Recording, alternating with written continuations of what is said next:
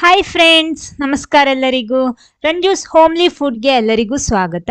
ಇವತ್ತೊಂದು ಆರೋಗ್ಯಕರವಾದಂತಹ ಒಂದು breakfast recipe ಜೊತೆ ಬಂದಿದ್ದೀನಿ ನಾನಿಲ್ಲಿ. ಅಂದರೆ ನಾನಿಲ್ಲಿ ಬಾಳೆಹಣ್ಣು ಉಪಯೋಗಿಸಿ ಈ ರೆಸಿಪಿ ಮಾಡ್ತಾ ಇರೋದು. ತುಂಬಾನೇ ಹೆಲ್ದಿಯಾಗಿ ಮಾಡ್ತಾ ಇದ್ದೀನಿ. ಬನ್ನಿ ನೋಡೋಣ ಏನು ಹೇಗೆ ಮಾಡೋದಂತ. ಆಮೇಲೆ ಫಸ್ಟ್ ಟೈಮ್ ಈ ಚಾನಲ್ ನೋಡ್ತಿದ್ರೆ ಅಥವಾ ಚಾನಲ್ ಸಬ್ಸ್ಕ್ರೈಬ್ ಮಾಡದೆ ಈ ವಿಡಿಯೋ ನೋಡ್ತಿದ್ರೆ ದಯವಿಟ್ಟು ಚಾನಲ್ ಸಬ್ಸ್ಕ್ರೈಬ್ ಮಾಡಿ ಸಪೋರ್ಟ್ ಮಾಡಿ. ಅದರ ಪಕ್ಕದಲ್ಲಿರುವ ಬೆಲ್ ಐಕನ್ ಪ್ರೆಸ್ ಮಾಡಿ. ನೋಡಿ, ನಾನಿಲ್ಲಿ ಇವತ್ತು ಈ ಅಕ್ಕಿ ತಗೊಂಡಿದ್ದೀನಿ. ಅಂದ್ರೆ ನಮ್ಮ ರೇಷನ್ ಶಾಪ್ ಅಲ್ಲೆಲ್ಲ ಸಿಗುತ್ತೆ ಈ ಅಕ್ಕಿ, ಅಥವಾ ಮಾರ್ಕೆಟ್ ಅಲ್ಲಿ ಶಾಪ್ ಅಲ್ಲೂ ಸಿಗುತ್ತೆ.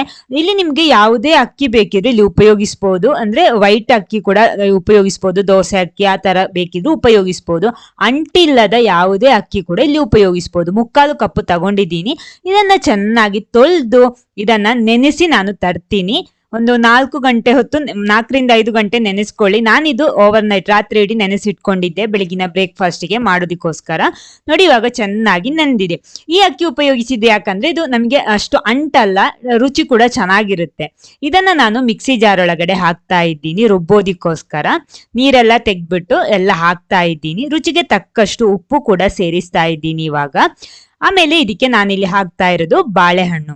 ನೋಡಿ, ನೇಂದ್ರ ಬಾಳೆಹಣ್ಣು, ಚೆನ್ನಾಗಿ ಹಣ್ಣಾಗಿರುವಂತಹ ಬಾಳೆಹಣ್ಣು ಆಗಿರಬೇಕು. ಇದಕ್ಕೆ ನಾನಿವಾಗ 3/4 ಕಪ್ಪಿಗೆ ನಾನು ನೋಡಿ ಈ ಸೈಜಿನ 2 ಬಾಳೆಹಣ್ಣು ಸೇರಿಸ್ತಾ ಇದ್ದೀನಿ. ಆಮೇಲೆ ಇಲ್ಲಿ ನಿಮಗೆ ಅಕ್ಕಿನೇ ಆಗ್ಬೇಕು ಅಂತ ಇಲ್ಲ, ಅಕ್ಕಿ ಹುಡಿಯಲ್ಲಿ ಕೂಡ ಮಾಡ್ಬೋದು. ಅದು ಹೇಗೆ ಮಾಡೋದಂತ ಆಮೇಲೆ ಹೇಳ್ತೀನಿ. ನೋಡಿ, ಇದನ್ನ ಇದಕ್ಕೆ ಹಾಕ್ತಾ ಇದ್ದೀನಿ, ತುಂಡು ಮಾಡಿ ಹಾಕ್ತಾ ಇದ್ದೀನಿ ಈ ರೀತಿ.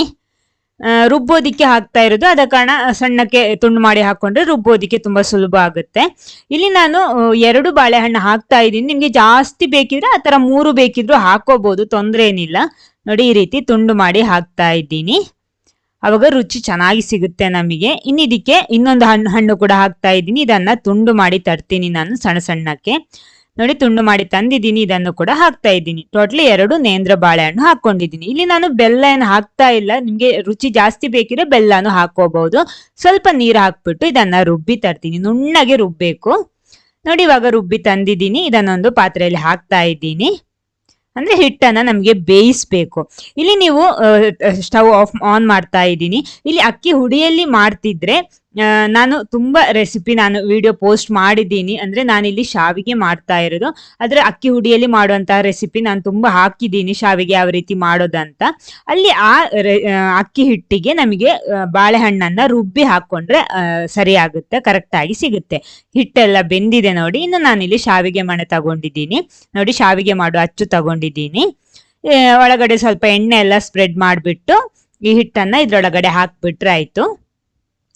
ತುಂಬಾನೇ ರುಚಿಯಾಗಿರುತ್ತೆ ಇದು. ಮಕ್ಕಳಿಗೆಲ್ಲ ಟಿಫಿನಿಗೆಲ್ಲ ಇದನ್ನ ಈ ರೀತಿ ಮಾಡಿ ಕೊಡ್ಬೋದು. ಅಂದ್ರೆ ಸಿಹಿ ಜಾಸ್ತಿ ಇಷ್ಟಪಡುವವರಾದ್ರೆ ನಿಮ್ಗೆ ಸ್ವಲ್ಪ ಸ್ವೀಟ್ ಬೆಲ್ಲ ಸೇರಿಸ್ಬೋದು ರುಬ್ಬುವಾಗ್ಲೇ.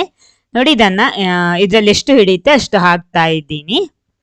ನಾನಂದ್ರೆ ಇಲ್ಲಿ ಅಕ್ಕಿ ಹುಡಿಯಲ್ಲಿ ಯಾವ ರೀತಿ ಶಾವಿಗೆ ಮಾಡೋದಂತ ತುಂಬಾ ವಿಡಿಯೋ ಪೋಸ್ಟ್ ಮಾಡಿದ್ದೀನಿ. ಅದರ ಲಿಂಕ್ ಕೆಳಗಡೆ ಡಿಸ್ಕ್ರಿಪ್ಷನ್ ಬಾಕ್ಸ್ ಅಲ್ಲಿ ಹಾಕ್ತೀನಿ. ಅಂದ್ರೆ ಆ ಹಿಟ್ಟಿಗೆ ನಮಗೆ ಬಾಳೆಹಣ್ಣನ್ನ ರುಬ್ಬಿ ಸೇರಿಸ್ಬೋದು ನೀವು ಅಕ್ಕಿ ಹುಡಿಯಲ್ಲಿ ಮಾಡ್ತಿದ್ರೆ. ನೋಡಿ, ನಾನಿಲ್ಲಿ ಇಡ್ಲಿ ಪಾತ್ರೆ ತಗೊಂಡಿದ್ದೀನಿ.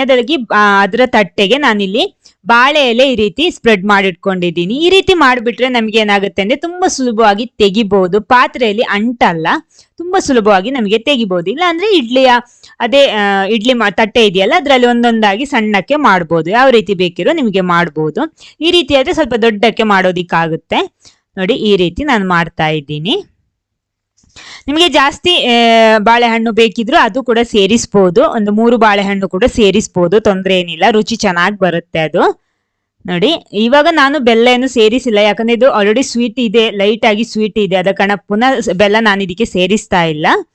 ನೋಡಿ, ಇದನ್ನ ಇಡ್ಲಿ ಪಾತ್ರೆ ನಾನಿಲ್ಲಿ ನೀರು ಬಿಸಿ ಆಗೋದಕ್ಕೆ ಇಟ್ಟಿದ್ದೀನಿ. ನೀರು ಇವಾಗ ಸ್ವಲ್ಪ ಬಿಸಿ ಆಗಿದೆ. ನೋಡಿ, ಇಷ್ಟು ನೀರು ತಗೊಂಡಿದ್ದೀನಿ ನಾನು. ಇಡ್ಲಿ ಪಾತ್ರೆಯಲ್ಲಿ ಬಿಸಿ ಮಾಡೋದಿಕ್ಕೆ ಇಟ್ಟಿದ್ದೆ ನಾನು. ಅಂದ್ರೆ ಸ್ಟವ್ ಎಲ್ಲ ಆನ್ ಮಾಡಿದ್ದೀನಿ. ಅದರಲ್ಲಿ ನಾನು ಇದ್ರ ಇಡ್ಲಿ ಪಾತ್ರೆ ತಟ್ಟೆ ಈ ರೀತಿ ಇಟ್ಟು ಇದನ್ನ ಬೇಯಿಸ್ತಾ ಇದ್ದೀನಿ. ಹೈ ಫ್ಲೇಮ್ ಅಲ್ಲಿ ಇಟ್ಟು ಒಂದು 15 ನಿಮಿಷ ಬೇಯಿಸಿದ್ರೆ ಸಾಕು. ನೋಡಿ, ಮುಚ್ಚಿ ಬೇಯಿಸ್ತಾ ಇದ್ದೀನಿ ಇವಾಗ. ಓಕೆ, ನೋಡಿ, ಇವಾಗ 15 ನಿಮಿಷ ಆಗಿದೆ. ಸ್ಟವ್ ಎಲ್ಲ ಆಫ್ ಮಾಡಿದ್ದೀನಿ. ನಮ್ಮ ನೇಂದ್ರ ಬಾಳೆಹಣ್ಣಿನಲ್ಲಿ ಮಾಡಿರುವಂತಹ ಶಾವಿಗೆ ನೋಡಿ ಇಲ್ಲಿ ರೆಡಿ ಆಗಿದೆ. ನೋಡಿ, ಈ ರೀತಿ ಇದೆ. ನೋಡಿ, ಇಲ್ಲಿ ನಾನು ಇಲ್ಲಿ ತೆಂಗಿನಕಾಯಿ ಹಾಲು ಹಾಕ್ಬಿಟ್ಟು ಸರ್ವ್ ಮಾಡ್ತಾ ಇದ್ದೀನಿ. ತೆಂಗಿನಕಾಯಿ ಹಾಲು ಅಂದ್ರೆ ತೆಂಗಿನಕಾಯಿ ಹಾಲಿಗೆ ಸ್ವಲ್ಪ ಬೆಲ್ಲ ಹಾಕ್ಬಿಟ್ಟು ರೆಡಿ ಮಾಡಿಟ್ಟಿದ್ದೀನಿ. ಇಲ್ಲಾಂದ್ರೆ ನಾವು ರಸಾಯನ ಹಾಕ್ಬಿಟ್ಟು ತಿಂತೀವಿ. ರಸಾಯನ ಅಂದ್ರೆ ನಾನು ಬಾಳೆಹಣ್ಣು ಆಲ್ರೆಡಿ ಇದಕ್ಕೆ ಹಾಕಿದ್ದೀನಿ, ಆದ ಕಾರಣ ಪುನಃ ಬಾಳೆಹಣ್ಣು ಹಾಕೊಂಡಿಲ್ಲ. ರಸಾಯನ ಮಾಡೋ ವಿಡಿಯೋ ಕೂಡ ನಾನು ಪೋಸ್ಟ್ ಮಾಡಿದ್ದೀನಿ, ಅದರ ಲಿಂಕ್ ಕೂಡ ಡಿಸ್ಕ್ರಿಪ್ಷನ್ ಬಾಕ್ಸ್ ಅಲ್ಲಿ ಹಾಕ್ತೀನಿ, ಚೆಕ್ ಮಾಡ್ಕೊಳ್ಳಿ. ನೋಡಿ, ಎಳೆ ಎಳೆ ಆಗಿರುವಂತಹ ಶಾವಿಗೆ ನೋಡಿ ಇಲ್ಲಿ ರೆಡಿ ಆಗಿದೆ. ಈ ವಿಡಿಯೋ ನಿಮ್ಗೆ ಇಷ್ಟ ಆದ್ರೆ ಖಂಡಿತ ಲೈಕ್ ಮಾಡಿ, ಎಲ್ಲರ ಜೊತೆ ಶೇರ್ ಮಾಡಿ. Thank you.